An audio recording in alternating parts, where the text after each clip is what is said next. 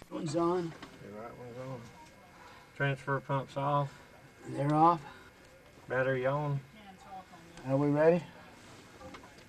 She ready.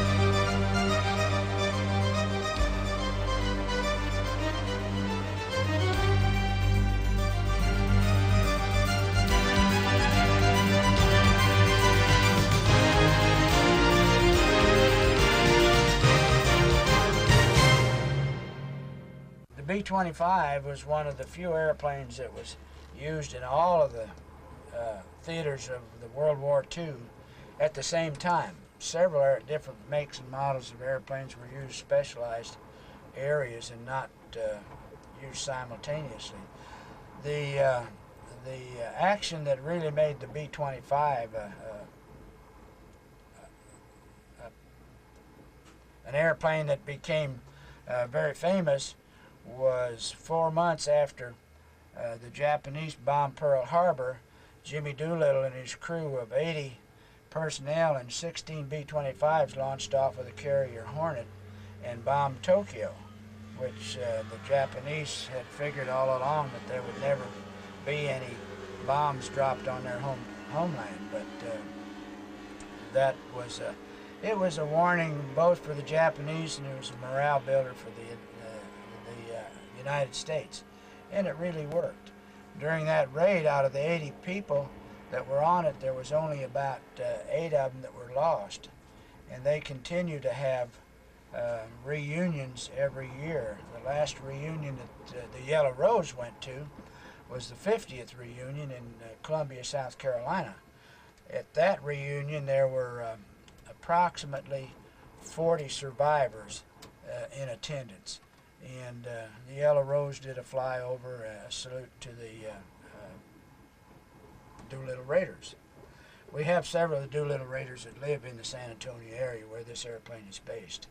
A little more history on the airplane is that it was designed as a medium bomber, but as it was used in the various fields, it became more than a bomber in that some of the airplanes had cannons mounted in them, 75 millimeter and 37 millimeter cannons mounted, and there were just few of those, and I don't know if that was really a successful operation or not, but the way the Yellow Rose is configured with 13 .50 caliber machine guns on it turns out to be probably the way it was configured in most theaters.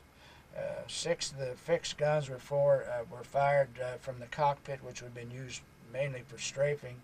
The other guns were movable guns handled by the remainder of the crew. Normally, the B-25 would carry a crew of 5. There could be as many as 7, depending on the mission that was being entered upon. The normal bomb load, again, was approximately 3,000 pounds, 6 500-pound bombs normally. It varied depending, again, when the Doolittle Raiders, they carried fragmentary bombs, which were smaller and more of them. So the airplane was a very versatile airplane. Fortunately, it's not a difficult airplane to fly. The story goes that if you can taxi the airplane, you can fly it, because this airplane does not have a steerable nose wheel, and it full swivels, and you have to be able to taxi it by using your rudder pedals, brakes, and throttle applications. And sometimes it's a little difficult to taxi, but the flying of the airplane is a very honest airplane.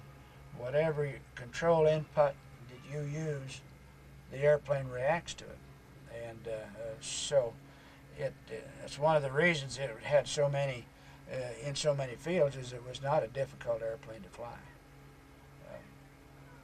This particular airplane, the Yellow Rose, came off of the line in 1943, so as of this year it's 51 years old, and it went into the training program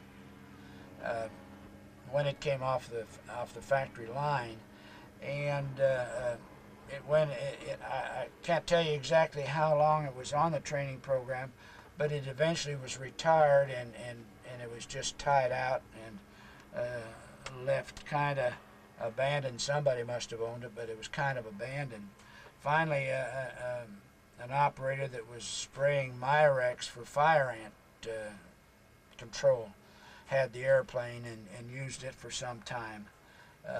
And then again, after that, it was kind of just left abandoned again until it was picked up by some members of the CAF that restored the airplane. It's been probably 15, 16 years ago.